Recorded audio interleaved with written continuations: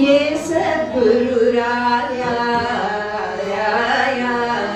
ये सद्गुरु राया चितनी ये सद्गुरु राया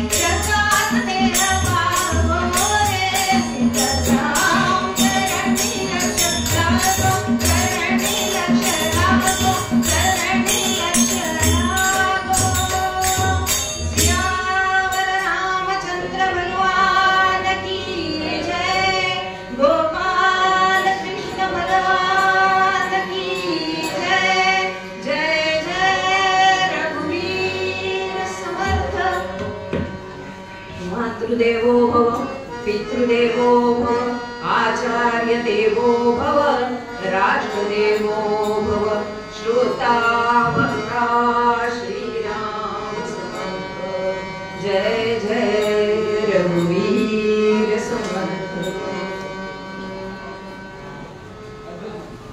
प्रथेप्रमाणे 1-2 मिनिट नामस्मरण आपल्या ग्रामदेवतेचं करणार आहोत।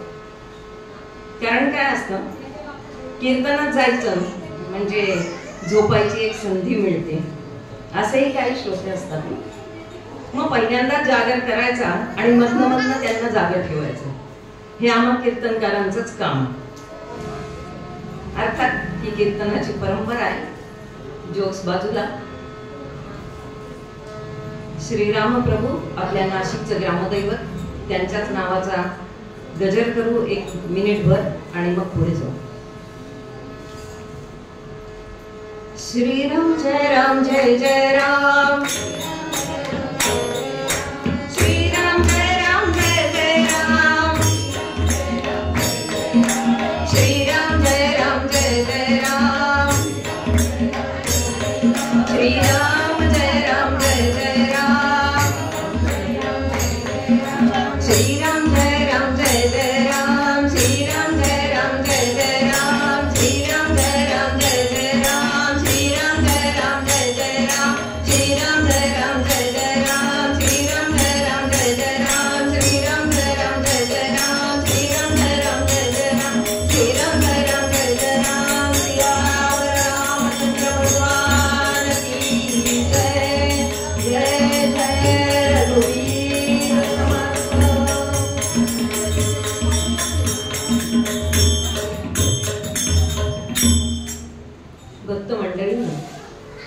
पाच विरुद्धी एकादशी.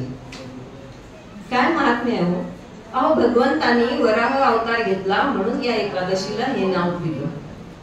प्रत्येक एकादशीला अशी काहीतरी छोटी छोटी गोष्ट आहे की जेणेकरून त्या एकादशीला ते नाव दिलं गेलं. 24 एकादशांपैकी ही एक एकादशी. वराह अवतार का घेतला होता हो भगवंतानी. अहो पृथ्वी प्रलयात रसातळाला गेली, तिला वर काढायचं कारण सृष्टीची निर्मिती करायची. आधी मायेनं ब्रह्मदेवाला आज्ञा दिली होती, पण मी प्रजा उत्पन्न करून ठेव कुठे. ब्रह्मदेवाच्या प्रश्नाला उत्तर देताना भगवंतांनी वराह अवतार घेतला, पृथ्वी आपल्या जाडीवर उचलून वर आणली. आणि म्हणून आजच्या या एकादशीचं महात्म्य सांगितलं जातं. मग अशा एकादशीच्या दिवशी या एकादशा ज्या सुरू झाल्या या सगळ्या संत मंडळींनी सुरू केल्या. मग एकादशीला सगळ्या संतांचा मेळा जर पंढरपूर मध्ये जमू शकतो तर तो आपल्या नाशिक मध्ये का नाही. आज कीर्तनात आपण त्या सगळ्या संतांनाच बोलवणार आहोत आणि म्हणूनच आजच्या सेवेसाठी जो अभंग घेतलाय तो अभंग. काय सांगू आता संतांचे उपकार, काय सांगू आता संतांचे उपकार.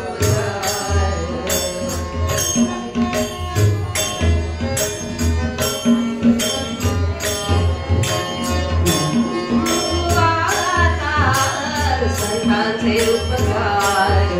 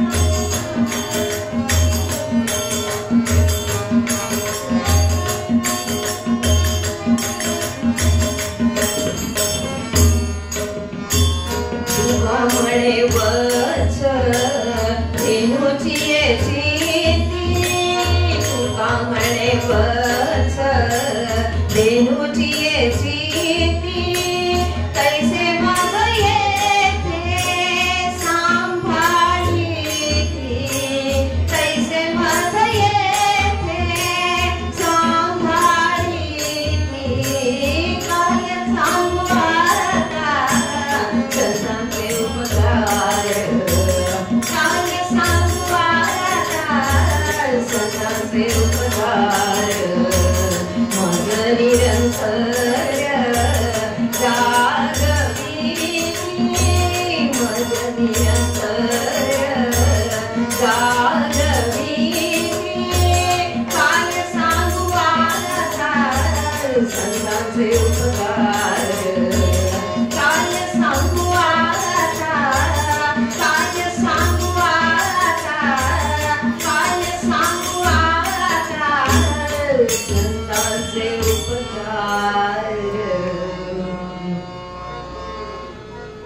देहूगावचे निवासी संतांचे मुकुटमणी अहो जे सदैव वैकुंठाला गेले असे संत तुकोबार आहे.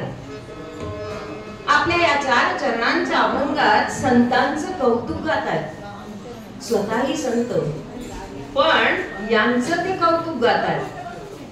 किती आश्चर्याची गोष्ट आहे मंडळींनो. आपण एखाद्या क्षेत्रात कार्यरत आहोत आणि आपल्याच बरोबर सहकारी त्याच क्षेत्रात कार्यरत आहेत, पण त्या लोकांचं मनापासून कौतुक करणं हे किती जणांना शक्य होतं. पण संत तुकोबाराय ज्यांना संत म्हणलंय ना त्यांना सगळं जमतं. असं संत तुकोबारायांना ते सहज शक्य झालं आणि संतांचं कौतुकच त्यांनी अभंगातनं मांडलं.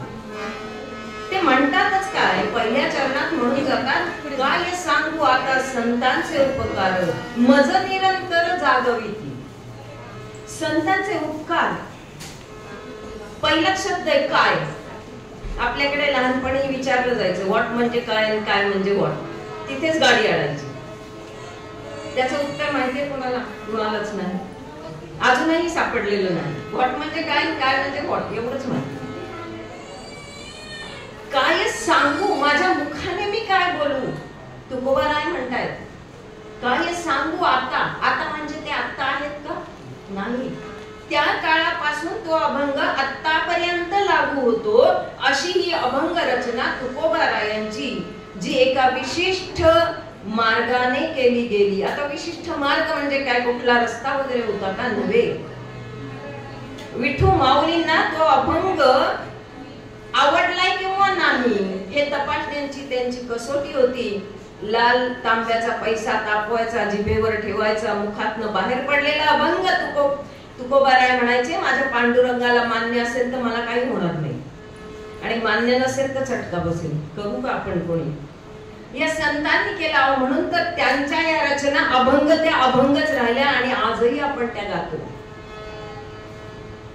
असे हे संत विविध गुणांनी विविध रसांनी भरलेले हे संत मंडळी. मग संत म्हणजे शांत का? अजिबात नाही. स्वतः तुकोबारायच तसे नव्हते. नाठाळाच्या माथी हाणूकाठी म्हणणारे तुकोबाराय होते. कोणते संत शांत होते? ज्यांना शांती ब्रह्म म्हणलं गेलं ते संत एकनाथ.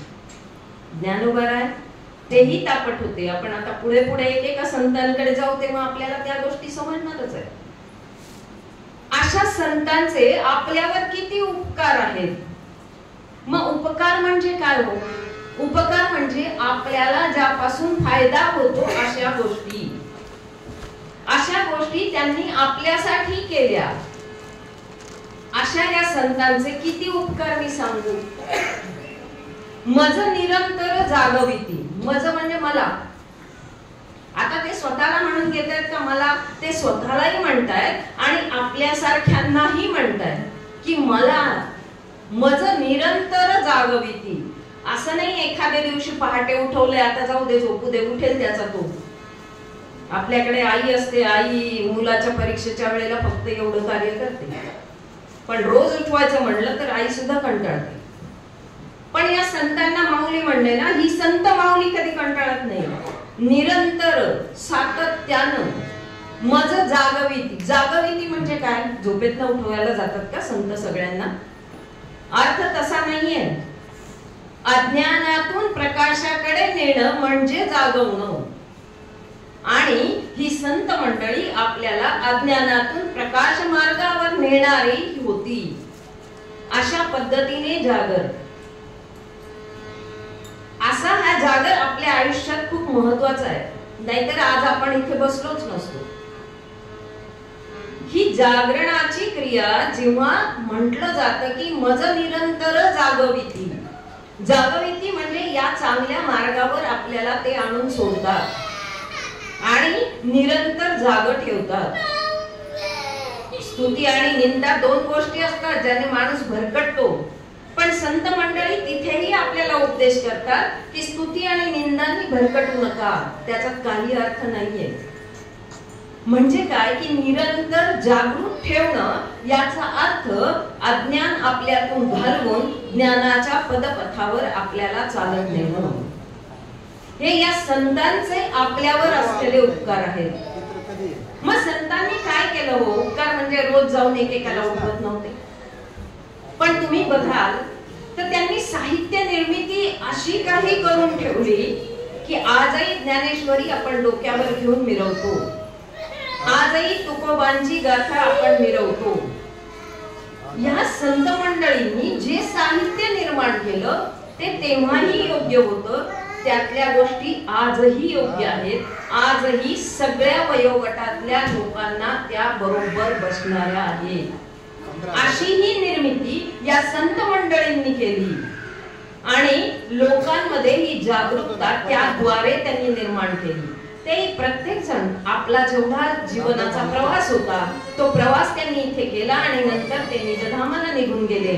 पण निघून जाताना हे असं कार्य करून गेले की 700-800 वर्ष झाली तरी सुद्धा ज्ञानेश्वरी ही ज्ञानेश्वरीच ठरली.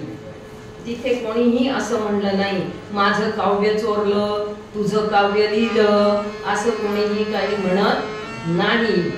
किंवा तुकोबारायांचे अभंग आहेत, हा माझा अभंग आहे, आहे का आपली म्हणण्याची ताकद नाही. इतकी एवढ्या ताकदीनं त्यांनी ही साहित्याची निर्मिती केली आणि ही साहित्याची निर्मिती करता करताच ते आपल्याला या साहित्यातूनच वेगवेगळ्या गोष्टी शिकवत गेले. सहज बोलणे हित उपदेश, पुढचं चरण, आधीचं चरण ते आधी बघूया. मग काय सांगू आता संतांचे उपकार, मज निरंतर जागविती, काय द्यावे त्यासी हो उतराई, ठेवतो हपाई जीव थोडा. अशा या संतांनी जे आपल्यासाठी कार्य केलं त्याचं उतराई कसं व्हायचं, काय देऊ आपण त्यांना, पानं फुलं ती त्यांना नकोच आहे. हयात असताना त्यांना हाल त्यांचे केले आणि आता ते नसताना त्यांच्या मूर्तींवर फुलं वाहून त्यांना काय मिळणार, त्यांना ते अपेक्षितच नाही. त्यांना अपेक्षित हे आहे की जी साहित्याची निर्मिती करून ते जे प्रबोधन करतायत त्या प्रबोधनानुसार माणसानं आपला जीवनपथ निवडावा आणि त्यावर नित्य नियमाने चालावं, म्हणजे त्याचंच कल्याण होईल, या नरदेहाचं सार्थक होईल, एवढीच त्यांची अपेक्षा आहे. आणि मग अशी ही संत मंडळी यांना आपण काय देऊ शकतो, वागतो ठेवितो हा पायी जीव थोडा. मग काय खरंच आपला जीव द्यायचा का मंडळी, जीव नाही द्यायचा. काय करायचंय, त्यांनी दाखवलेल्या मार्गाचं अनुसरण करायचंय, त्या मार्गाचा आपण उपयोग करायचा आहे आणि ते समाधान त्यांना मिळवून द्यायचंय. हीच आपली दक्षिणा, हेच आपलं देणं आहे. पुढे जाऊन या तिसऱ्या चरणात ते म्हणले सहज बोलणे हित उपदेश, करुणी सायास शिकविती. सहज सहज बोलून जातात काहीतरी, पण ती शिकवण असते हे आपल्याला नंतर केव्हा तरी उमजतं, तेव्हा नाही उमजत. म्हणून ह्या अभंगांचा अभ्यास केला की आपल्या लक्षात येतं की नाही, त्या व्यक्तीने आपल्याला केव्हा सांगितलं ना त्याचं ते बरोबर होतं. समाजात सुद्धा संत आहेत अजून, फक्त ते ओळखू येणं किंवा तो जास्ती शहाणा आहे, काहीतरी लेक्चर देतो आपला, असं न म्हणता त्याने सांगितलेली गोष्ट योग्य आहे का, अहो ती संत मुखातनच आलेली गोष्ट आहे. मग असं सहज बोलणे हित उपदेश, करुणी सायास शिकविती. अथक प्रयत्नांची त्यांना बाजी मारावी लागते तेव्हा कुठेतरी मनुष्य प्राणी सुधारतो. याचं एक उदाहरण आहे रामदास स्वामींच्या एका गोष्टीतलं. एक स्त्री मामलेदाराची बायको, मामलेदारीण झाली आणि पैशाचा ओघ मामलेदाराचा, आता काय खातं पितच खातं ते झालं. सोन्याचे पत्रे घरातल्या लोकांना ठोकायचे राहिले, इतकी संपत्ती कमवली होती. सगळं सोडून दिलं ना बाईनी, देवघर काय देव काय, काय करायचंय, खाओ पिओ मजा करत राहिली. पण ती पूर्वी देवाची भक्ती करणारी होती, हे रामदासांनी अंतर्ज्ञानाने ओळखलं होतं आणि रामदासांनी तिला त्या मार्गावर परत आणण्यासाठी इतके अतोनात प्रयत्न केले की शेवटी ती त्यांना शरण आली आणि शेवटी ती मठाधिपती झाली. इथपर्यंत हे संत पिच्छाच पुरवतात. त्यांना कळतच ना की हा भक्ती मार्गावरचा होता, आता भरकटला, याला पुन्हा आणूया त्या पदावरती. आणि म्हणून संत मंडळी हे कार्य अविरतपणे करतात. वसिष्ठ महामुनी श्री रामप्रभूंना सांगतात, ते त्यांचे गुरु होते, त्यांना सांगतायत की रामा कधीही संतांची संगती सोडू नकोस. त्यांनी तुला झिडकारलं, काहीही केलं तरी त्यांच्याच बरोबर जा. ते जे सांगतील ना ते ऐक. आणि म्हणून श्लोकात लिहिलं गेलं, सदा संतो विगंतव्य सद्यप्युपदिशन्ति नः याहि स्वैरकथास्तेषाम्. या कथा काय आहेत? संतांचं बोलणं काय आहे? तर ते उपदेशाचं अमृत आहे. आणि ते अमृत तू पी, त्यांची साथ संगत सोडू नको. हे श्रीराम प्रभूंना वसिष्ठ महामुनी सांगतात. ज्या राम प्रभूंना आपण आता भगवंताचं हे दिलेलं आहे, काय म्हणूया, पदवी दिली म्हणा किंवा काय आपण भगवंत म्हणतो, तेव्हा श्रीराम प्रभू दशरथ राजाचे पुत्र होते, राजपुत्र होते आणि वसिष्ठ महामुनींकडे गुरुकडे शिकायलाच गेले होते. तेव्हा ते भगवंत नव्हते. नंतर त्यांच्या जीवनाच्या आचरणातून किंवा या गोष्टींमधून ते भगवंत पदापर्यंत पोहोचले होते. पण तेव्हा या राजपुत्राला वसिष्ठ महामुनी, जे त्या कुलाचे कुलगुरु, ते सांगतायत की संतांची संगती कधी सोडू नको. का तर त्यांचं सहज बोलणं सुद्धा उपदेश असतो. म्हणून अशी ही संतांची महती. आणि तीच तुकोबाराय या अभंगात गातात. आणि पुढे शेवटच्या चरणात ते काय म्हणले, तुका म्हणे वत्स धेनुची ये चित्ती तैसे मज येथे सांभाळीती. सकाळी रानात गेलेल्या गायी परतून येतात संध्याकाळी. आता हे दृश्य खूप दुर्मिळ झालंय, पण हे आम्ही बघितलंय. आमच्या शेतात, आमच्या घरात गायी होत्या वगैरे वगैरे. म्हणून त्या गायी आल्या की वासरांना बांधलेलं असतं, ती इतका जोर लावतात आपल्या आईला भेटायला की घरातल्या मालकाला त्यांना सोडावं लागतं. जाऊन ती आईचं दुग्धपान करू लागते आणि ती आई प्रेमाने चाटते, दिवसभरात माझं लेकरू भेटलं नाही मला. जसं आता फक्त नोकरीला जाणाऱ्या स्त्रिया नोकरीहून आल्या आणि त्यांची लहान बाळ धावत आली की मिठी मारतात, आई पापे घेते आणि मग पुढच्या गोष्टी करते. तसं ही संत मंडळी, तुका म्हणे वत्स धेनुची ये चित्ती तैसे मज येथे सांभाळीती. एखाद्या आईप्रमाणे माया करतात हे संत मंडळी. वेळ प्रसंगी कान उघडणीही करतात आणि त्या आईचं प्रेम ते आपल्याला देतात. मग अशी ही संत मंडळी, यांच्याविषयी आता हा अभंगाचा तुम्ही शब्दार्थ म्हणा, भावार्थ म्हणा, आणखीन काय म्हणा, तो झाला. मग या संत मंडळींची साहित्य निर्मिती, एक दोन चार उदाहरणं बघून आपण थांबणार आहोत. पण ती उदाहरणं बघितली की त्या संतांचा मेळा इथे गोळा होणार आहे आणि मग त्यातल्याच एका संतांची कथा मी तुमच्या समोर सादर करणार आहे. ज्ञानेश्वरादी भवंड. ज्ञानदेवांना लहानपणी प्रश्न विचारला, तू एवढासा लहान, तू ज्ञानेश्वरी लिहिलीस कशी? एवढी बुद्धिमत्ता तुला आली रे कुठून? माऊलींनी उत्तर दिलं, हे माझं काम नव्हे, हे माझ्या गुरूंचं काम आहे. गुरूंचा मला आशीर्वाद मिळाला म्हणून मी हे करू शकलो. आणि ज्ञानोबांचे गुरु होते निवृत्ती दादा. माझ्या दादांनी, माझ्या गुरूंनी मला सांगितलं म्हणून मी केलं, माझं काम ते नाही. आणि ते म्हणले का, मी तरलो या भवसागरातून, ते कशामुळे? माझ्या गुरूंमुळे. हे ज्ञानोबा माऊली सांगतात, तरलो तरलो गुरु कृपे तरलो, असं माऊलींनी एका अभंगात म्हणून ठेवलंय. हेच ज्ञानेश्वर माऊली जेव्हा ज्ञानेश्वरी लिहायला बसले आणि निवृत्ती दादांची आज्ञा घेतली, आपल्याकडे जसं काही संस्कार आहेत म्हणा, पद्धती आहेत म्हणा, की आदी देवता गणपती बाप्पालाच नमन करायचं आणि मगच तुम्हाला कुठलं कार्य करायचंय, मग साहित्य निर्मिती असो, लग्न असो, कार्य असो, काही असो, त्याला वंदन करून मगच सुरुवात करायची.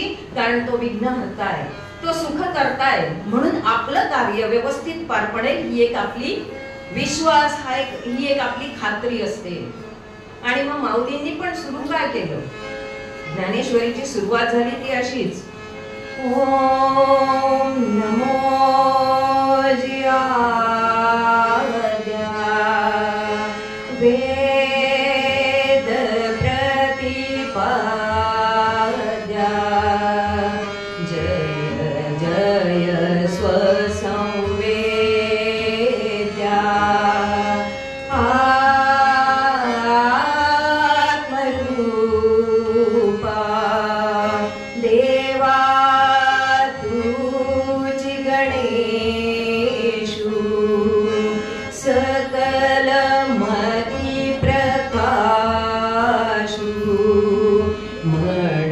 निवृत्ती दासू अवधारी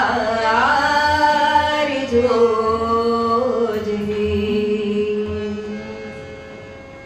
आपले गुरु निवृत्ती दादांचा मी दास आहे आणि मी गणपतीला शारदेला वंदन करून मगच ज्ञानेश्वरी लिहितो. म्हणजे त्या काळी संत मंडळी आपल्या गुरूंना किती महत्व देत होती. आद्य देवतेची पूजा करूनच आज्ञेनं गुरूंच्या पुढे जात होती. याच भावंडांना जेव्हा पैठणला शुद्धीपत्र आणायला जायची वेळ आली त्यावेळेला चालत निघालेली ही छोटी छोटी मुलं पोर वयातली अगदीच निघाली. मध्येच मुक्ता म्हणते, दादा पाय खूप दुखतात रे.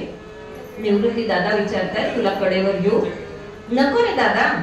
अरे तू पण चालतोसेस की. केवढी जाणीव होती, आधी मायेचाच तो अवतार. ती म्हणाली, सोपान दादा आपण ज्ञानदादांना सांगूया का की आम्हाला काहीतरी गोष्टी सांग, म्हणजे वेळही जाईल, पाय दमल्याची जाणीवही होणार नाही. झालं. त्या दोघांनी ज्ञानदादांकडे हट्ट केला. ज्ञानदादांनी तो पुरवला देखील.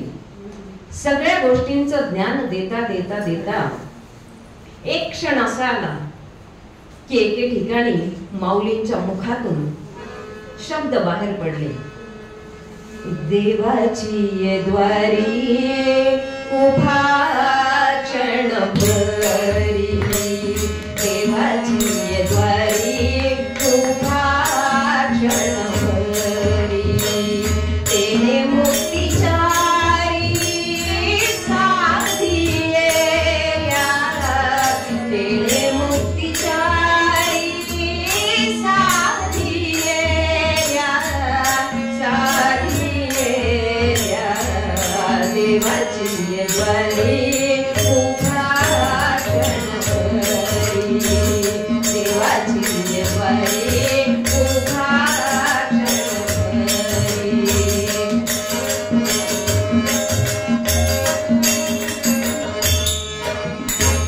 हरी मुखे म्हणा, हरी मुखे म्हणा, हरी मुखे म्हणा, हरी मुखे म्हणा, पुण्याची गणना कोण धरी, कोण धरी रे, देवाची द्वारी उभा क्षणभरी, देवाची द्वारी उभा क्षणभरी.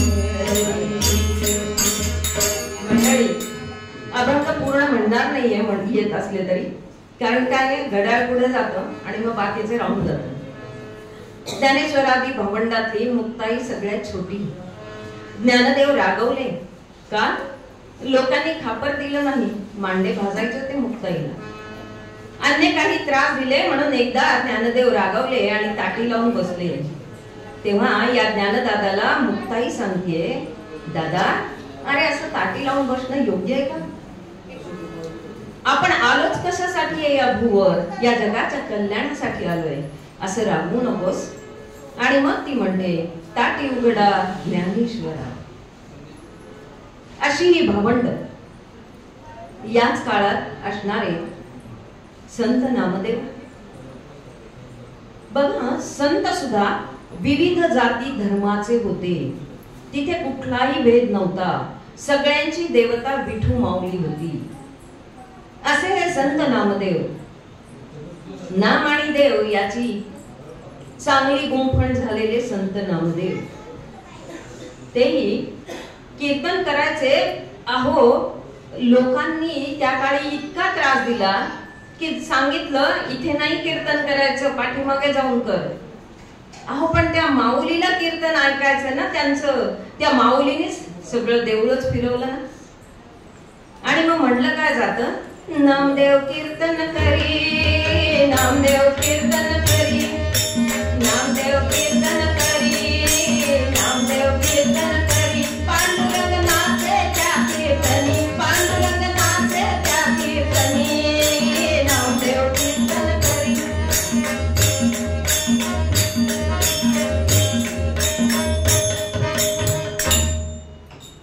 खुशीबुवा वाजवायला लागले ना की ऐकतच नाही. ही अशी आमची साथ असते. अशी ही जोडी आमची खूप वर्षापासूनची. आता हे आमच्या गटात सामील झाले ते नवीन, पण ही आमची अशी चालते मजा. या नामदेवांच्या घरी दासी म्हणून राहणारी संत जनाबाई काय करत होती हो? दासी म्हणून राहायचं म्हणजे घर झाड, कचरा काढ, फरशी पूस, भांडी घास, धुणं धू, पाणी भर, सगळं करायचं.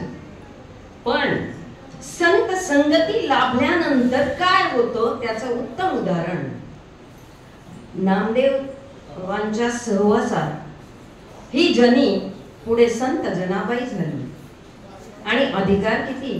काम करता करता कायम विठ्ठल विठ्ठल विठ्ठल विठ्ठल नामस्मरण करायचं. अहो गौऱ्या थापल्या तर गौऱ्यातनं नाव यावंच, विठ्ठल विठ्ठल विठ्ठल. इतकं हिचं नाम महात्म्य इतकं मोठं ठरलं की ही संत पदाला पोचलेली जनी काय म्हणते, माझा त्या विठू माऊलीवर किती अधिकार आहे. आणि ती काय सांगते, धरीला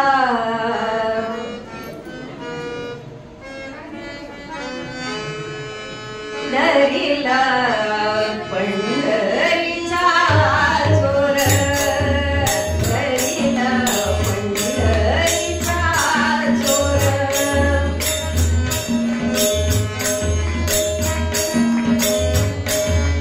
धरीला पंढरीचा जोर, गळा बांधून या जोर, गळा बांधून या जोर.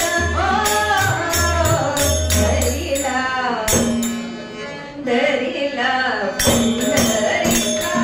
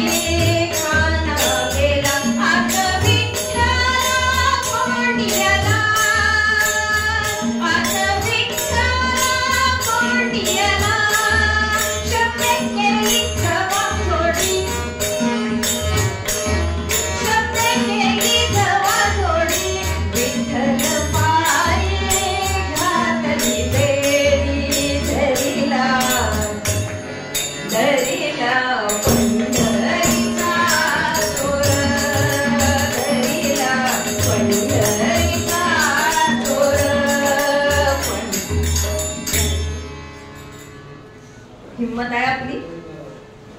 कृष्ण भगवंतांना तरी चोर म्हणायची का त्या विठू माऊलीला चोर म्हणायची? आपली भक्तीच नाही हो तेवढी. तिची भक्तीच तेवढी होती. तिचं नाव घेण्याची पद्धत म्हणजे फक्त काम करता करता नामस्मरण. अहो विठू माऊलीनी यावं तिची कामं करावी. संत नामदेवांच्या कीर्तनात जनी रमली की जनीचं रूप घेऊन यावं तिची कामं करावी. हे तर प्रेम होतं. आणि म्हणून तर आपल्या अभंगाच्या शेवटी जे म्हणलंय तुकोबारायांनी की जसं गाय आणि वासराचं नातं आहे तसं या संतांचं या भक्तांचं नातं आहे. ते नंतर संत पदाला पोचले ना. मग भगवंताचं या संतांशी असं नातं आहे. माऊली आणि कन्या, माऊली आणि पुत्र असं नातं आहे. अशी ही संत जनाबाई. आता जाऊया कुंभारांकडे. संत गोरा कुंभार काय त्यांची भक्ती, नामस्मरण भक्ती जी कलियुगात करण्यासाठी जमू शकतं सगळ्यांना मनात आणलं तर. कलियुगातलं उत्कृष्ट साधन भक्तीचं ते नामस्मरण. गोरोबा कुंभारांनी काय करावं, जातीनं कुंभार मडकी तयार करायची आणि ती विकायची. पण माती आणून चाळून मळण्यापासून काय ती मडकी भाजून होईपर्यंत अखंड मुखात एकच नाम, विठ्ठल विठ्ठल विठ्ठल विठ्ठल विठ्ठल विठ्ठल विठ्ठल विठ्ठल विठ्ठल विठ्ठल विठ्ठल असे संत गोरोबा स्वतःचं मूल देखील त्या मातीत तुडवलं गेलं अशी गोष्ट सांगितली जाते. आणि ते मूल सुद्धा त्यांनी परत भगवंतांकडून मिळवलं. ही त्यांची भक्ती. हा नामस्मरण भक्तीचा विजय म्हणूया आपण. आणि मग त्यांच्या बाबतीतलंही गाणं आपल्या मुखात येतं. फिरत्या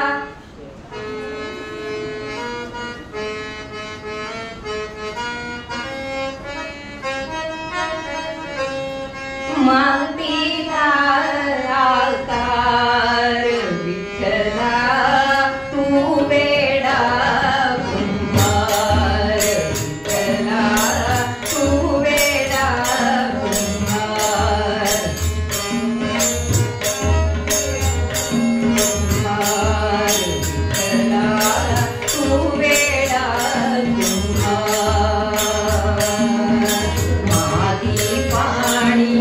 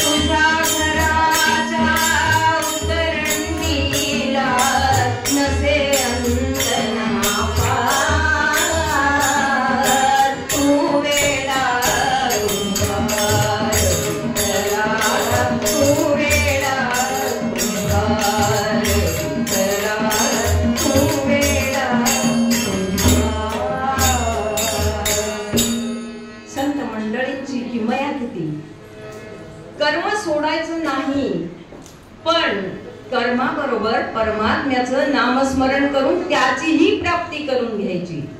कोणत्याही संतांनी असं शिकवलं नाही तुमचं कर्म सोडून द्या आणि मग तुम्ही फक्त माझं नामस्मरण करत बसा, पोथ्या वाचा, माळा घ्या, त्या जपा. असं कोणत्याही संतांनी केलेलं नाही. संत चोखोबा कोणतं कार्य करत होते? अहो, मेलेली ढोरं ओढायची आणि त्यांना सुद्धा विठू माऊली मदतीला जायचे. ते काय म्हणायचे हो?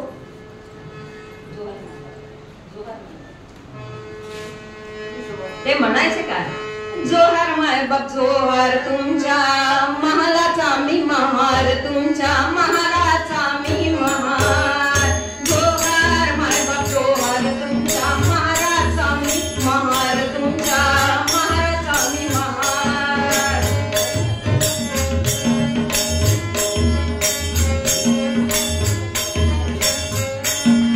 तुमच्या उष्ट्यासाठी आलो, तुमच्या उष्ट्यासाठी आलो, तुमच्या उष्ट्यासाठी आलो, तुमच्या उष्ट्यासाठी आलो. जोहार माय बाप जोहार, तुमच्या महाराचा मी महार, तुमच्या महाराचा मी महार. उष्ट्यासाठी काय यावं लागलं? मिळायचंच नाही ना काही. हात देत होते ना, ढोरं ओढली तरी मिळतात किती. म्हणून त्या विठू माऊलीलाच म्हणतात काय? बहु भुकेला झालो रे मी, भारी भुकेला झालो. बहु भुकेला झालो मी रे, भारी भुकेला झालो.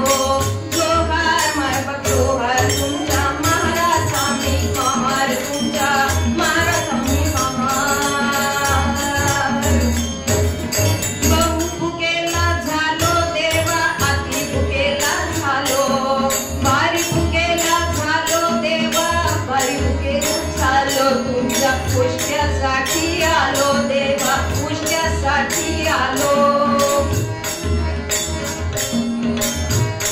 असा जोहार करायचे, असा जोहार घालायचे आणि भगवंतही त्यांच्या मदतीला धावून यायचे. कारण ती त्यांची वृत्तीच तशी होती की सगळं काही त्याला अर्पण केलं.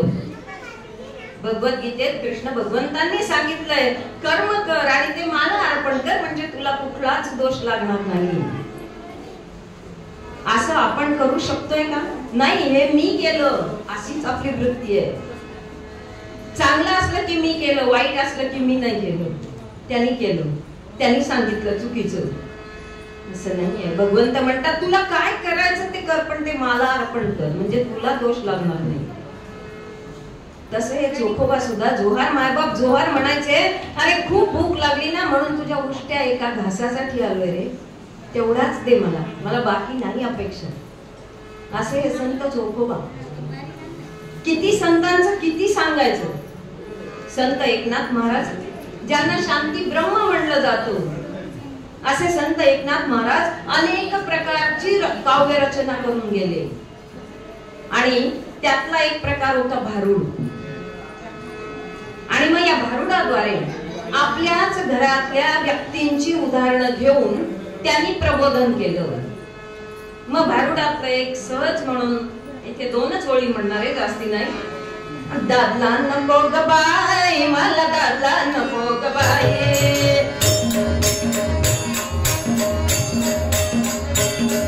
दादला नको ग बाई मला, दादला नको ग बाई, दादला नको ग बाई मला, दादला नको ग बाई, दादला नको ग बाई मला, दादला नको ग बाई.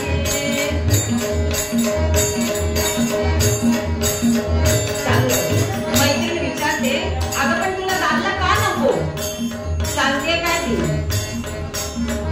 अगं तुटकस घर आणि मोडकस छप्पर, अगं तुटकस घर आणि मोडकस छप्पर, आणि तिथे देवाला जागाच नाही, मला दादला नको ग बाई, दादला नको ग बाई मला, दादला नको ग बाई.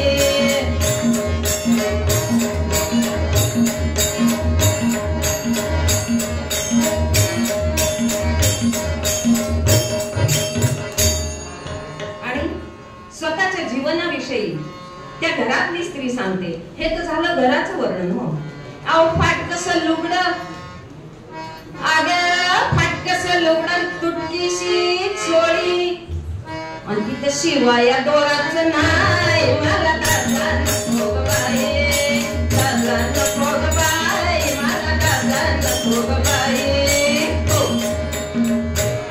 एवढ्या उदाहरणांवर थांबूया, नाही तर पुढचं चरित्र राहील छान.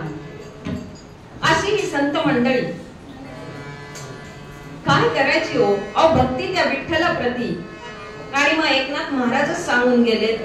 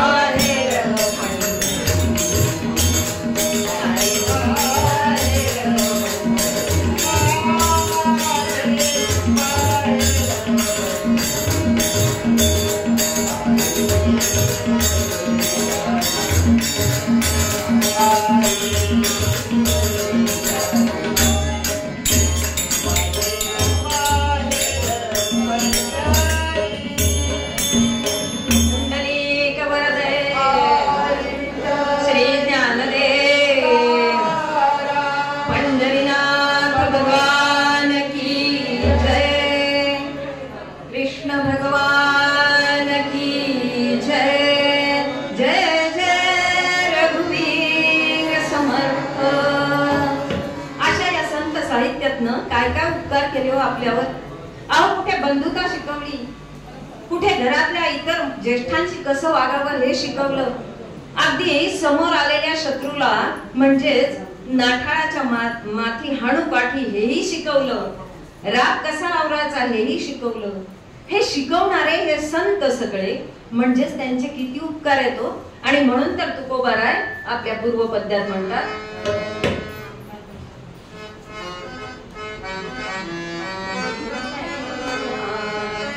काय सांगू आता संतांचे उपकार, काय सांगू आता संतांचे उपकार. मज निरंतर गाजविती, मज निरंतर काय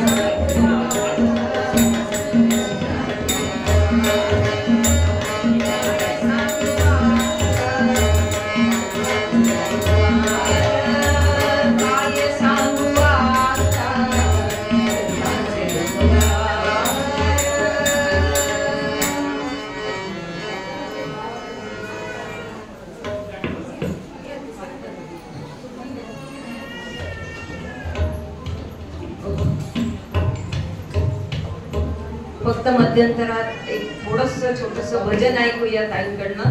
आणि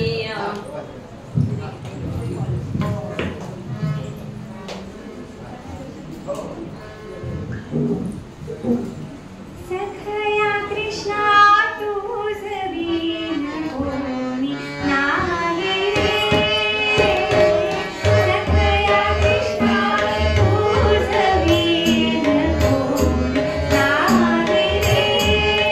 तुझा बलव नाही, तुझा बलव नाही, तुम्ही माझ्या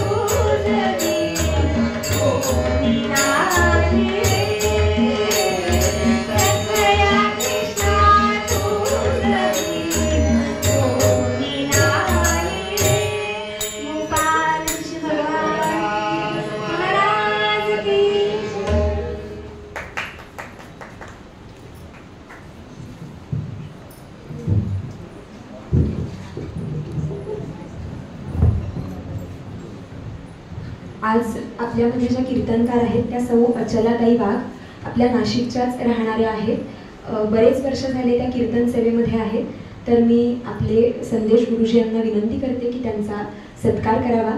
तसंच प्रत्येक एकादशीला आपल्याला साथ तबल्यावर आणि संवादिनीवर देण्यासाठी या ठिकाणी जोशी काका उपस्थित आहेत. तसंच तबल्यावर साथ देण्यासाठी मयुरेश दादा उपस्थित आहेत. त्यांचाही सत्कार संदेश गुरुजींनी करावा.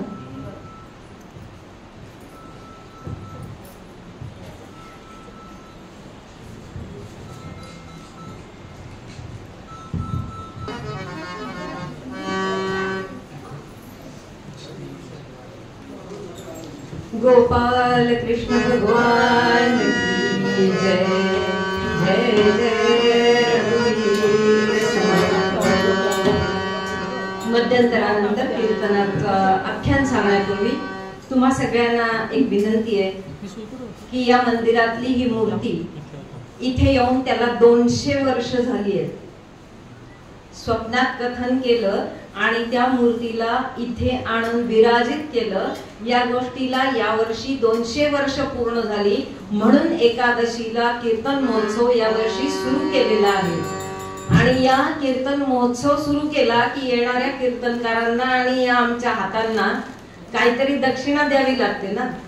मग ती दक्षिणा आपण जर आपले आप्तेष्ट त्यांचे वाढदिवस किंवा त्यांच्या सन्मानार्थ किंवा त्यांच्या स्मृतीप्रीत्यर्थ ज्यांना या कीर्तनाचं यजमानपद घ्यायचं असेल त्यांनी संत परिवाराशी संपर्क करा आणि त्यांना सांगा त्यांच्या नावे ते कीर्तन प्रसारित होईल.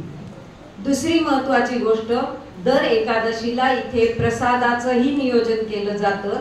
तो प्रसादही ज्या भक्तांना आणायचा असेल त्यांनी तो संत परिवाराशी संपर्क साधूनच किती आणायचा तो प्रसाद एकेका एकादशीला त्या भक्तांनी आणावा. म्हणजे संत परिवाराबरोबर आपलीही भक्ती इथे लागू होईल. त्यामुळे सगळ्यांना हे आवाहन आहे. कारण कुठलीही गोष्ट गुरूंकडनं ऐकणं किंवा कीर्तन ऐकणं हे फुकटात ऐकलं तर ते ज्ञान पचत नाही. त्याच्यासाठी दक्षिणा द्यावीच लागते. ती दक्षिणा कीर्तनकारांना न देता संत परिवाराकडे सुपूर्द करा. म्हणजे त्यांना हे कार्यक्रम करायला आणखीन उत्साह, मदत, सहाय्य सगळं काही होईल. आणि असेच कार्यक्रम या मंदिरात अखंडित चालू व्हावेत असं आम्ही म्हणतो. कारण या मंदिराची परंपराच इतकी जुनी आहे की इथे रोज कीर्तन झालं तर किती छान ऊर्जा निर्मिती होईल आपल्या गावातच आणि ती सगळ्या गावाला पुरेल. जसं राम मंदिरात चालतं की अखंड कीर्तन सेवा तशी इथेही व्हावी. त्यासाठी आपण सगळ्यांनी सहकार्य करावं ही तुम्हा सगळ्यांना मी विनंती करतो. सियावर रामचंद्र भगवान की जय. पवन सुत हनुमान की जय. जय जय रघुवीर समर्थ. अरे अरे तुला काही कळत नाही का? तीच चूक करतोयस रे. पुन्हा पुन्हा पुन्हा पुन्हा तेच चुकायचं. किती वेळा शिकवलं तुला हे असं करू नको, असं करू नको. एक पिता आपल्या मुलाला बोलला आणि तो मुलगा 7-8 वर्षाचा जेमतेम रागवला, घरातनं निघून गेला. तेव्हा आपल्यासारखं सिमेंटचं जंगल नव्हतं, खरीखुरी जंगल होती. आता तो मुलगा वडील रागावले म्हणून घरातनं निघून गेला. तो कुठे गेला कुणालाच पत्ता लागला नाही.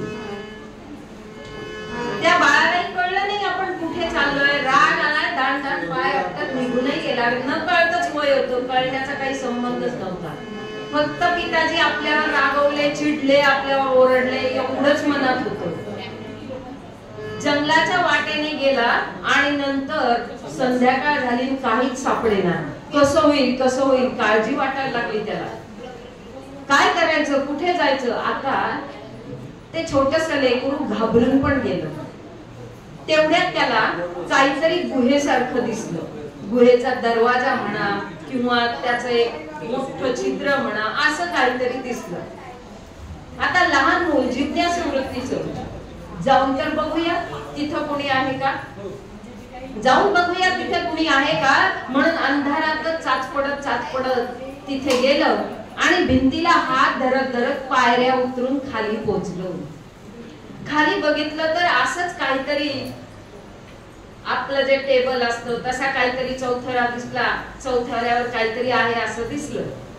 आता भीती तर वाटतेय, मग या गुहेत येणार कोण? पण आता इथून जायचं तरी कुठे? जंगलात तर प्राणी असतात, हिंस्त्र प्राणी, आले तर आपल्याला खाऊन टाकतील. त्या भीतीने त्याने विचार केला आता इथेच राहूया म्हटलं ते बाळ. आणि त्यांनी काय करावं, आपल्याला भीती वाटते म्हणून त्या ओट्यावरच्या मूर्तीला घट्ट मिठी मारली, तिथं झोपी गेला. दुसरा दिवस उजाडला. आता त्या गुहेत फार उजेड नव्हता हो, तरी पण थोडस त्याला दिसायला लागलं काहीतरी इथे आहे. मग तिथली स्वच्छता केली, त्या पायऱ्या चढून वर आला, कुठून तरी पाणी शोधलं, रान गोळा केली आणि पुन्हा त्या गुहेत जाऊन त्या मूर्तीची पूजा केली. सगळी गुहा स्वच्छ झाली आणि त्या मूर्तीची तो पूजा करू लागला. अहो असे 2 दिवस गेले. उपाशी बाळ किती दिवस राहणार? भुकेनं व्याकुळ झालंय, तोंडातनं शब्द फुटेना. मनातल्या मनात विचार करतोय आज तरी आपल्याला कोणी काही खायला देईल का? या 2 दिवसाच्या पूजेत त्यांनी काय करावं?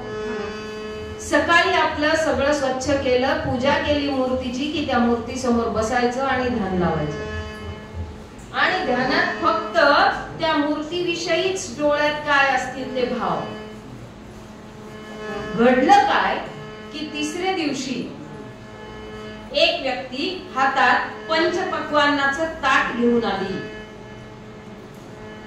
ती आली आणि तिनं या बाळाला ते ताट दिलं. 2 दिवसाचं उपाशी बाळ त्या पंचपक्वान्नावर तुटून पडलं. अगदी ढेकर येईपर्यंत खाल्लं प्यायलं आणि मग बागे वळून बघतो हे आणून कोणी दिलं, तर ती व्यक्ती तिथे नव्हतीच. कोण असावं? अहो असं 4-5 नाही 8 दिवस झालं. ह्याला कळायचं नाही, रोज ताट येतंय, आपण जेवतोय, झालं सगळं. पण काय झालं, पोट भरल्याने याची ध्यानावस्था वाढायला लागली. एकदा पोट भरलं की मूर्ती समोर बसायचं, डोळे मिटायचे आणि त्या मूर्तीचं मनात स्वरूप तेच आणत त्या मूर्तीची मानसपूजा करायची. घरात संस्कार होते, आई वडील बसायचे ध्यानाला. ते या बाळाने बघितलेलं, कळत काहीच नव्हतं काय करायचं. ध्यान लावून बसायचं. आता एक 12 दिवसाचा कोर्स केला, जिथे गीता वेगळ्या अर्थाने सांगितली गेली, वेगळ्या बाजूने ती गीता मांडली गेली. त्याच्यात सांगितलं ध्यान लावायचं म्हणजे काय करायचं. ध्यान लावायचं म्हणजे सगळंच विसरायचं, काहीच करायचं नाही. बघा, काहीच करायचं नाही हे खूप अवघड आहे. मनात काहीतरी विचार येतातच, पण त्या गुरूंनी काय सांगितलं, काहीच करायचं नाही. आता त्या बाळाला फक्त भूक लागली की जाणीव व्हायची भुकेची, बाकी तर काही नकोच होतं. वडिलांचा राग मनात होताच वडिलांबद्दलचा. पण घडलं काय, त्याच्या आशा ध्यानानं ती मूर्ती ज्याची होती तो भगवंत होता. कोणता होता ते बाळालाही माहित नव्हतं. तो प्रसन्न झाला. का प्रसन्न झाला? पाहुनी दृढतम निश्चय, पाहुनी दृढतम निश्चय, भरलेला भानुदास हृदयात, भास्कर दर्शन झाले, भास्कर दर्शन झाले, त्याला स्वस्थानी विप्र रूपात, राम राम राम हरे हरे राम.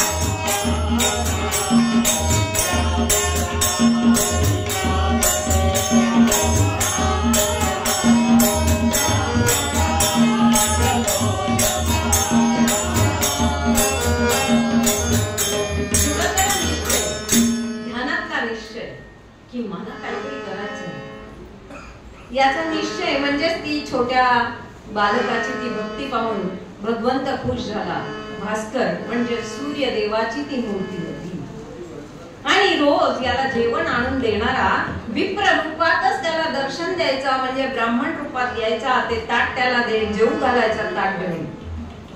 आणि एक दिवस असं झालं की हा म्हणला कोण येतं ना आता त्याचा हातच धरून ठेवायचा. आज भूक लागली असं नाही म्हणायचं आपण. नेहमीप्रमाणे विप्र आले. आता भगवंत ते जाणतच होते, पण याच्यावर कृपा करायची की नाही, याची भक्ती किती आहे याची भगवंतही परीक्षाच घेत होते.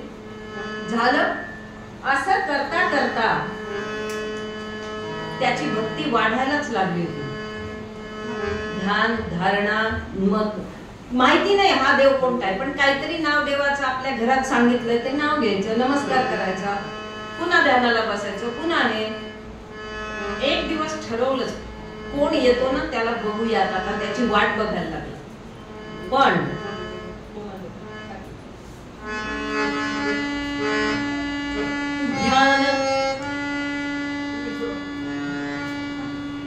ध्यान धारणा अविरत केली,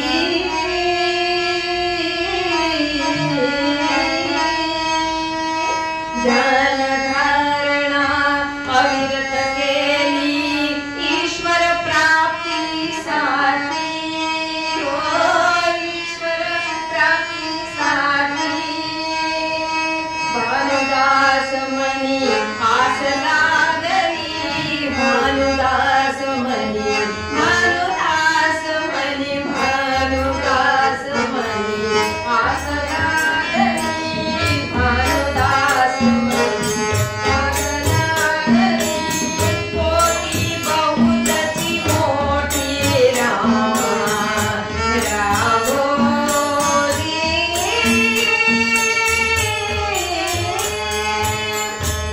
ध्यान धारणा झाली. भगवंतही आता आपल्या भक्ताची परीक्षा घेऊन त्याला पास करायचं असं ठरवूनच त्या दिवशी ताट घेऊन आले. आणि त्याच दिवशी यानं त्याला विप्राचा हात धरला. काका काका तुम्ही कोण आहात, कुठून आणला माझ्यासाठी एवढं जेवण,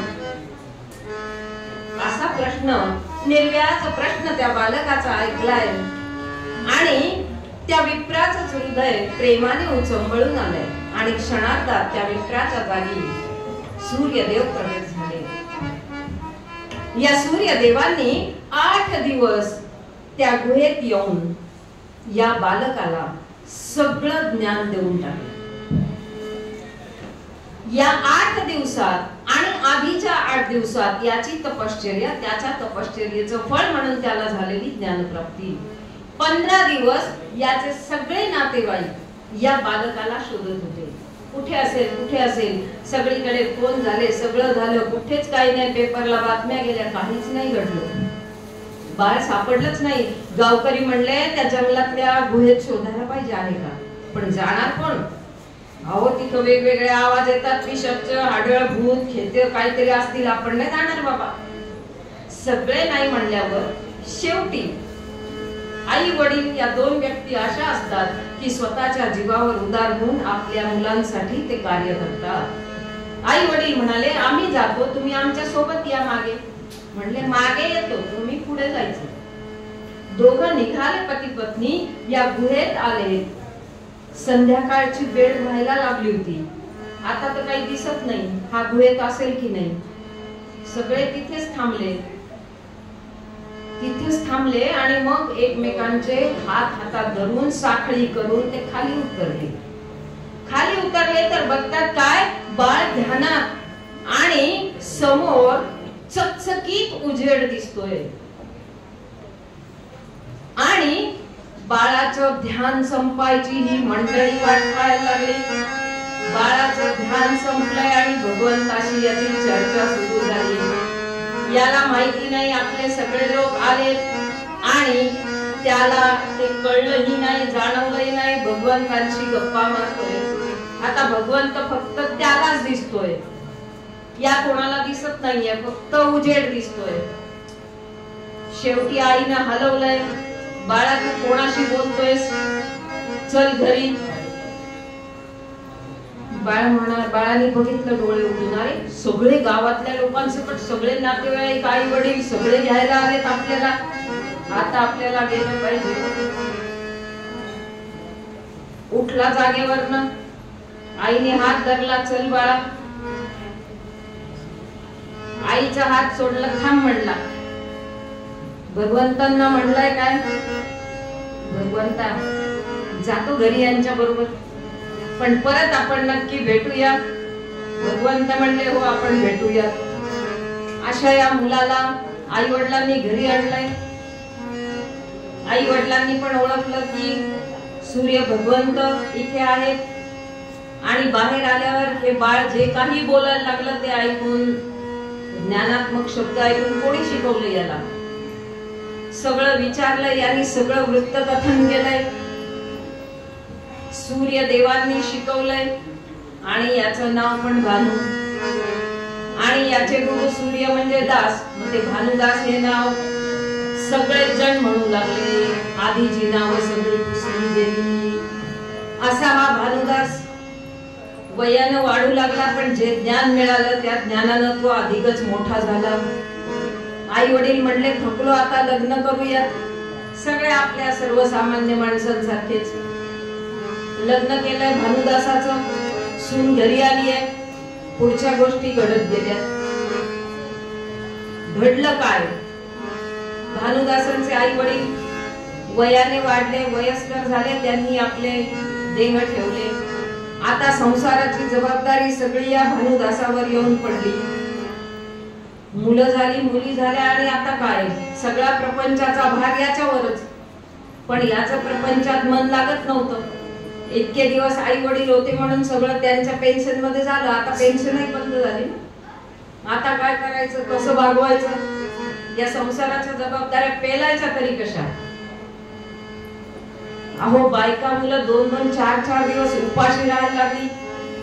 गावातल्या लोकांनी हे सगळं बघितलं. म्हणले आता यांना मदत करून काहीतरी केलं पाहिजे, म्हणून सगळ्यांनी मिळून वर्गणी काढली. आणि यांना कापडाचा धंदा सुरू करून दिला. मोठ्या निष्ठेनं भानुदासांनी तो धंदा करायला सुरुवात केली. म्हणजेच काय की कापड घ्यायची, घोड्यावर घालायची, दुसऱ्या गावात जायचं, विकायचं, त्यातनं मिळेल तो पैसा तो आपल्या संसारासाठी वापरायचा. आणि मग घडलं काय, शास्त्रकार काय म्हणून जाणार. विवाह झाला, संतती झाली, विवाह झाला, संतती झाली, प्रपंच वाढे. विवाह झाला, संतती झाली, प्रपंच वाढे. काय करावे निर्वाहास्तव, काय करावे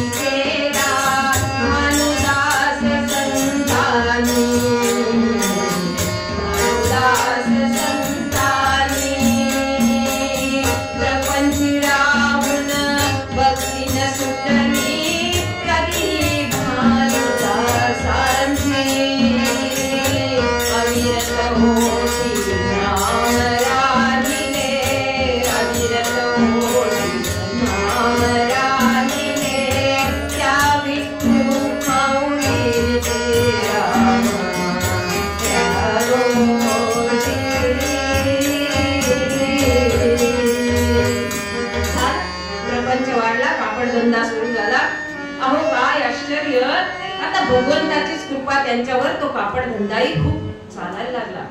त्याची भरभराट पाहून इतर आजूबाजूच्या लोकांचा जळफळाट व्हायला लागला. याला धंद्यात कसं बुडवायचं हा विचार केला. म्हणले कापड याच्या घोड्यावर टाकू, कारण हा कधीही थोडस काय झालं की विठ्ठल विठ्ठल करत बसतो. हा बसला की आपण ती कापड घोड्यावर टाकू, याच्या घोड्याला फटका मारू, तो पळत सुटेल. वस्त्र इकडे तिकडे पसरतील, याचा धंदा बुडेल, कमी होईल आपल्यापेक्षा. झालं आणि केलं ना एक दिवस त्यांनी हे आपल्या विठ्ठल नामाच्या तंद्रीत आणि इकडे त्या घोड्यावर वस्त्र टाकली, घोड्याला फटका मारलाय, घोडा पळत सुटलाय. अहो तो बसला ना त्यांच्यासाठी. त्या भगवंतांनी विचार केला आपल्या भक्ताला असं छळतात, आता आपल्याला याला सावरावं लागेल, याला सावरावं लागेल म्हणजे आई वडीलच आता आपण त्याचे आहोत. म्हणून विठू माऊली आले. विठू माऊलींनी तो घोडा एकाच जागी धरून ठेवलाय आणि वाट बघायला लागले याचं ध्यान कधी संपेल. अहो यांचं ध्यान संपलं, डोळे उघडले, पाहतात तर समोर भगवंत उभे, घोडा धरून ठेवलेला. त्यांच्या डोळ्यातनं घळाघळा अश्रू व्हायला लागले. माझ्यामुळे भगवंताला त्रास झाला आणि तो का झाला तर प्रपंचासाठी मी कमवतो म्हणजे एकूणच प्रपंचासाठी माझ्या भगवंताला माझा त्रास झाला. आता प्रपंच करायचाच नाही. आधी प्रपंचात रमतच नव्हते, त्याच्यात आणखीन असं की माझ्या देवाला त्रास झाला म्हणून प्रपंच सोडून दिला. प्रपंच सोडून दिला. पत्नीनं आपलं तो सावरला, कारण बायकांना ते शेवटी करावंच लागतं. हे असं वागल्यानंतर झालं ते झालं आणि मग यांच्या वाऱ्या सुरू झाल्या. पैठणहून निघायचं, आळंदी पर्यंत, पंढरपूर पर्यंत पायी चालत जायचं, दर्शन घ्यायचं, एक दिवस थांबायचं, पुन्हा निघायचं, 2-4 दिवस घरी राहायचं, पुन्हा वारी, वारी वारी सुरू झाली. त्यातच आनंद मिळायचा म्हणून जायचे. आषाढी एकादशीचा दिवस आला आणि हे वारीला वारीतून तिथे जाऊन पोहोचले. तिथं नेहमीचं वातावरण होतं, कीर्तन चालू, प्रवचन चालू, विठ्ठलाची आरती चालू, सगळं चालू, पण कुठेही रंगत नव्हती. काय घडलं होतं? अहो तिथे विठ्ठलच नव्हता. काही ज्यांना कळलं ते रडत होते मोठमोठ्यांदा. आता हे विचारायला गेले काय झालं. मग एक जण सांगू लागला. तुम्हाला काय सांगावं, तो विजयनगरचा राजा आला आणि तो विठू माऊलींनाच घेऊन गेला. अहो देवळात विठू माऊलीच नाही, कसं काय एकादशी करायची, कशी काय भजनं म्हणायची. पंढरपुरातलं वातावरण अतिशय विचित्र झालेलं होतं. ज्यांना कळलं नाही त्यांचे टाळ चालू, पखवाज चालू, हार्मोनियम चालू, गाणारे चालू, सगळं चालू. पण ज्यांना कळलं ते मात्र दुःखात बुडाले होते. म्हणजे एकीकडे पंढरीत काळोख होता तर दुसरीकडे उजेड होता. मग यांनाही वाईट वाटलं की अरे पुंडलिकाला तर सांगितलं की मी तुझ्या समोर असेन, ते वर तुला दिलाय म्हणजे मी तुझ्या समोरच राहीन. मग हे गेले कसे? विजयनगरच्या राजांनी याला नेलंच कसं? बरं त्यांनी नेलं ते नेलं, हा गेलाच कसा? इथून सुरुवात. संत मंडळीचं महात्म्य की परमेश्वर आमचा आहे तो गेलाच कसा? झालं ते सगळं झालं आणि चौकशी सुरू झाली. चौकशी अंती कळलं की तो खरंच घेऊन गेलाय. आणि पंढरीची स्थिती कशी झाली ती की तुम्हाला मी सांगितली. आर्तपणे ज्यांना कळलं ते म्हणू लागले, धावून ये विठ्ठला सत्वरी, धावून ये विठ्ठला सत्वरी, सुनी सुनी गाणी पंढरी, सुनी सुनी गाणी अशी पंढरी.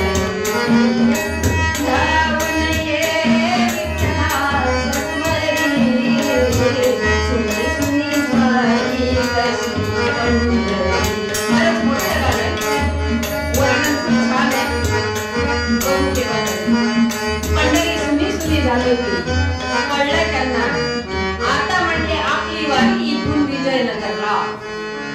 विजयनगरच्या त्या राजाचं नाव होतं कृष्णदेवराय. तिथे पोहोचले त्यांनी बघितलं, मंदिरात जाऊन आधी बघितलं, खात्री केली की ही लोक म्हणतात ते खरंय का. अहो तिथे वीट पण नव्हती, विटेसहित मूर्ती नव्हती. मग या कृष्णदेवरायाच्या त्या नगरीत पोहोचले. लोक सांगायला लागले तो इथे आला, पंढरीचं वैभव पाहिलं, आपली माऊलींची विठू माऊलींची मूर्ती पाहिली, तो विटेसकट घेऊन गेला. आता ती मूर्ती आणायची हे माझं काम, म्हणून ते निघाले तिथे. आषाढी एकादशी तिथली सोडली आणि पायी वारीला ते तिकडे निघाले. पंढरपूर पासून विजयनगरला जायचं होतं. तिथे पोहोचले तर बघतात तर काय, राजाने मोठं मंदिर बांधलेलं. तिथं मूर्ती सिंहासनावर ठेवलेली, आजूबाजूला साखळदंड, प्रत्येक दाराला कुलूप, प्रत्येक ठिकाणी 4-4 पहारेकरी, देवळाच्या आजूबाजूला पण पहारेकरी. कृष्ण जन्म आठवा अगदी तशाच कारागृहात ठेवल्यासारखं विठू माऊलींना ठेवलेलं होतं. का तर विठू माऊलींना कोणी न्यायचं नाही. झालं आता हे तिथे पोहोचले आणि यांना कधी त्या विठ्ठलाला भेटतोय आणि चौकशी करतोय, तू आलाच कसा म्हणून. काही भेटण्याची चिन्ह दिसेना. काकुळतीला आले, म्हणाले अरे विठ्ठला, माझी अवस्था कशी झाली माहितीये, जलबिन मछली, तळमळतोय रे मी तुझ्या भेटीसाठी. आणि इकडे विठू माऊली म्हणतात तूच काय, मी सुद्धा तळमळते.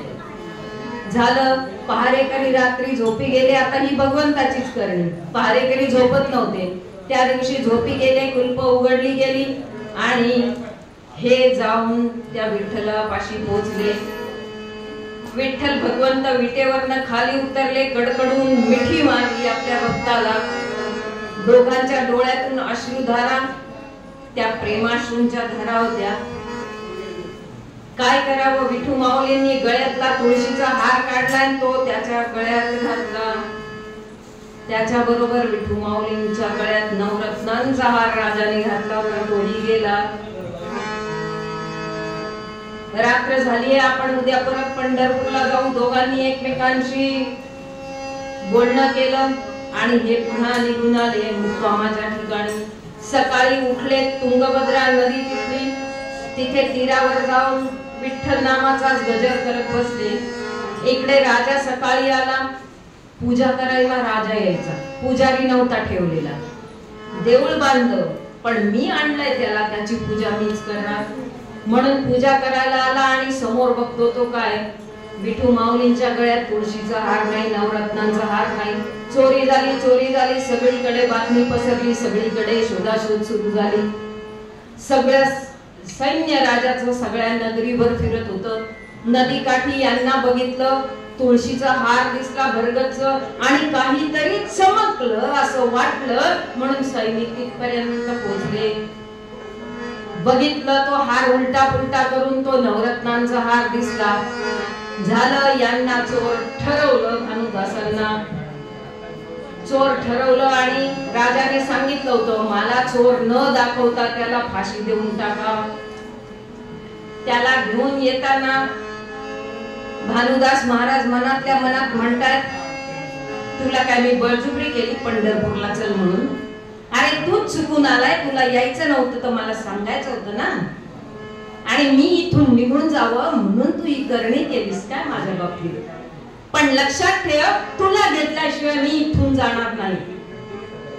मला फाशी झाली तर माझा देह तिथे पडेल, पण मी इथून हलणार नाही, मी वेस ओलांडणार नाही गावाची. आता बघू तू काय करतोयस आणि मी काय. ते आले, राजाज्ञा होती सुळी देण्याची. सूळ तयार झालाय, त्यांना तिथे नेलं गेलं. पहिला पदस्पर्श पहिल्या पायरीला होताच तिथे पालवी फुटायला सुरुवात झालीये. दुसऱ्या पायरीवर चढले, फांद्या फुटल्या. हळूहळू त्या सुळाचं रूपांतर वृक्षात झालंय. फळा फुलांनी वृक्ष बहरलाय 9 पायऱ्या चढेपर्यंत.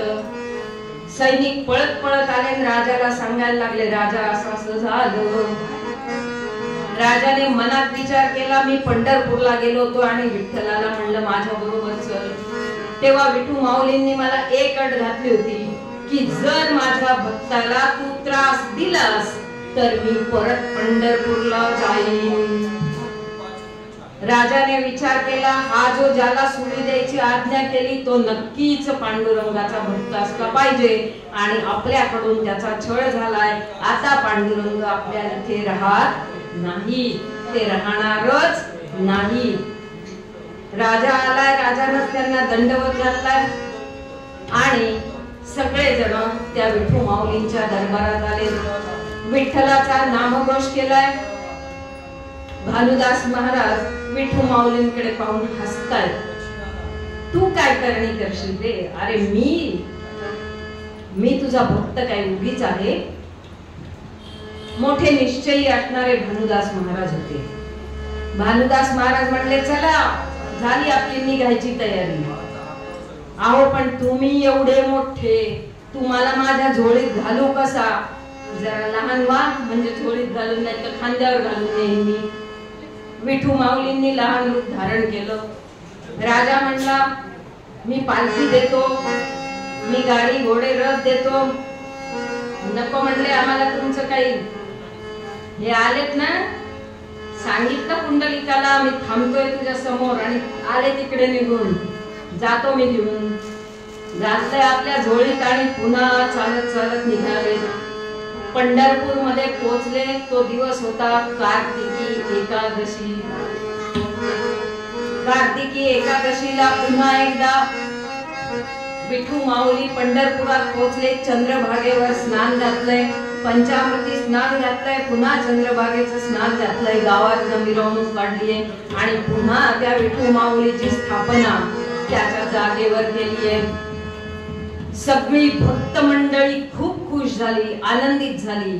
सगळेजण या भानुदास महाराजांचा जय जयकार करत होते. सत्यनिष्ठ धर्मनिष्ठ असणाऱ्या भानुदास महाराजांचा विजय झाला होता. आणि या सेवेचं भानुदास महाराजांना काय फळ मिळालं तेवढं एक सांगते. आणि हे संत कसे उपकार करतात तेवढ्यासाठी त्या 4 ओळी आहेत. भानुदासांची भक्ती पाहून,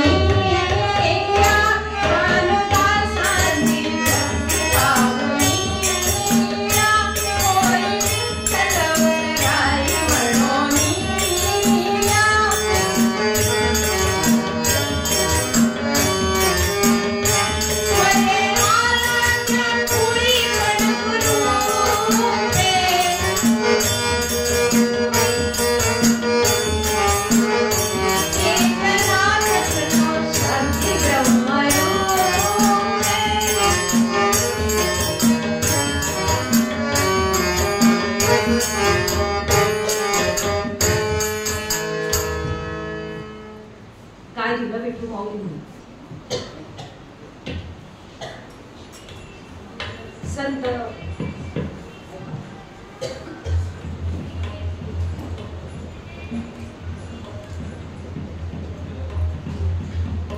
भानुदास महाराजांनी विठ्ठलाला पंढरपुरात परत आणलंय.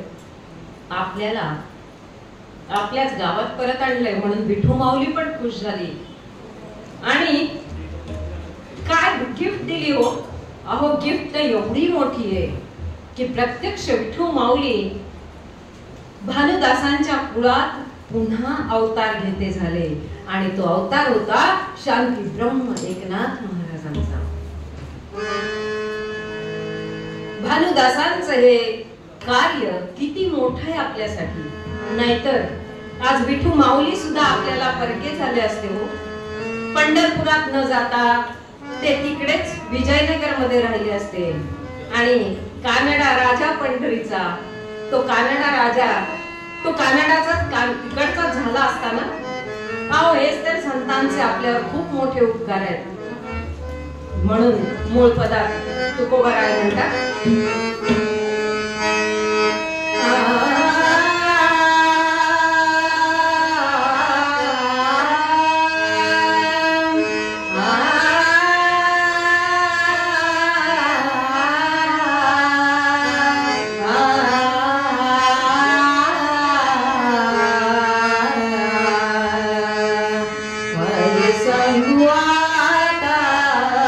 संतांचे उपकार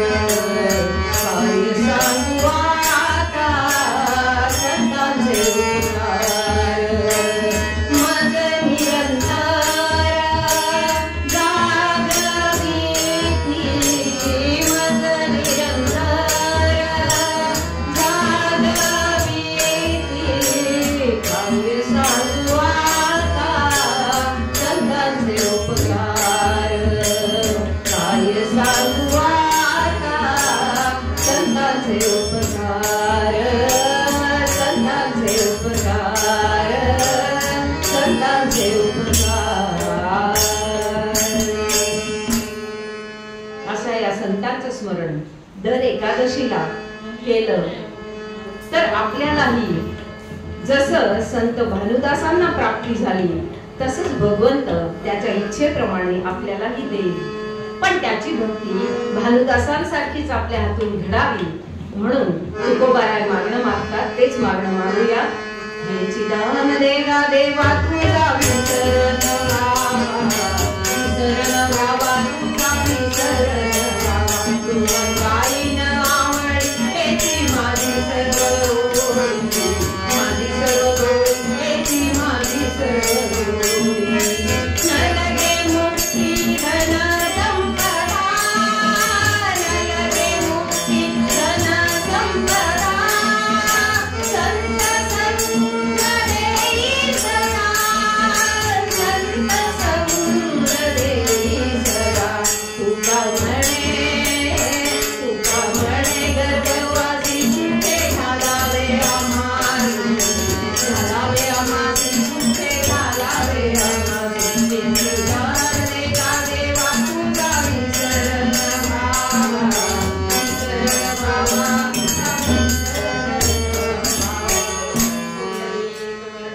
हरी विठ्ठल श्री ज्ञानदेव तुकाराम पंढरीनाथ भगवान की जय. श्री कृष्ण भगवान की जय. सियावर रामचंद्र भगवान की जय. पवन सुत हनुमान की जय. जय जय रघुवीर समर्थ. केलेली सेवा भगवान श्री कृष्णांच्या चरणी आपल्या अंतरात्म्यात असलेल्या त्या आत्मदेवाच्या चरणी अर्पण करते. चुकलं असेल सांभाळून घ्या, चांगलं वाटलं असेल तर आशीर्वाद द्या. धन्यवाद. सुंदर सेवा सादर केली. अभिनंदन.